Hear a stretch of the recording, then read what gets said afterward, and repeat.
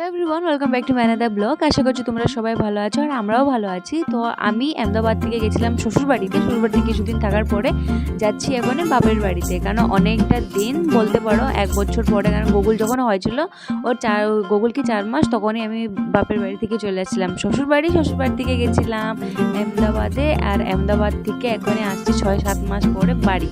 তো কারণ বাড়িতে একটা বড় অনুষ্ঠান আছে, তাই আমাদের ইনভাইটেশন ছিল, তাই আমি শ্বশুরবাড়ি থেকে বর আর আমি আর আমার ছেলে চলে আসছি যাবো বলে।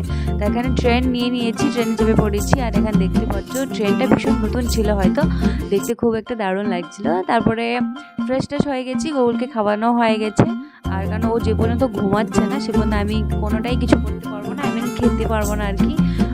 ওকে খেলাচ্ছিলাম, ও যখন ঘুমিয়ে যাবে তখন আমি খেবো। ও এখন ওর বাবা খাচ্ছে, তাই ওর বাবা ধরবে, নাহলে তাহলে আমি খাবো।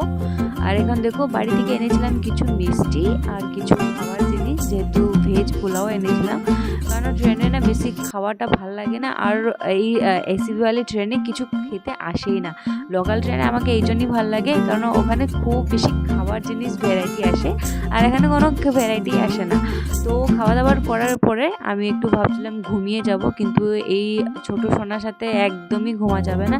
দেখতে পাচ্ছ ওর বাবা উপরে ফ্লোরে আছে আর আমি নিচে আছি, আর একে দেখো এই তো পুরো রেসপন্সিবিলিটি আমার হাতে। আর এখানে জানলা থেকে দেখে এত এক্সাইটেড আছে, এত খুশি আছে, ওর তো চোখে ঘুমই নেই বলতে পারো। তাই এমনি করে রাতটা কেটে গেল। তারপরে স্টেশনে পৌঁছে আমাদের রিসিভ করার জন্য আমার দাদা আর আমার মামার ছেলে এসেছিল দুজনে। আর হয়তো দাদারা হয়তো সংকল্প নিয়েছে, যেহেতু ওরা সেই জন্য ওরা জুতো পুতো কিছু পরবে না। তাই আমিও দেখছি অনেক দিন পরে নিজের বাপের বাড়ি, নিজের দেশে এসেছি। আমার ভীষণ একটা কমফর্ট ফিল হচ্ছিল, খুব ভালো একটা লাগছিল। তার বাড়ি পৌঁছে গেছি আর অনুষ্ঠানটা দেখো শুরু হয়ে গেছে। আর তোমাদের নেক্সট ব্লগে দেখা হচ্ছে।